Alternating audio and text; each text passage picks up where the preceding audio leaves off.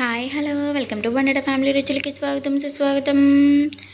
తర్వాత బట్టిసెప్ నుంచి వచ్చేసిన తర్వాత ఇక్కడ పాలంగంట అండి ఫేమస్ అంట గుడి. ఇంకా వచ్చే దారిలోనే కదా అని చెప్పి ఆగామండి. ఈ గుడి కూడా చాలా బాగుందండి. ఈ గుడి వచ్చేసి మనకి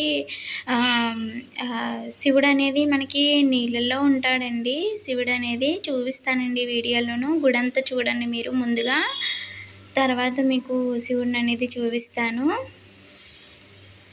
ఇదిగోండి చాలా బాగా అలంకరించారు.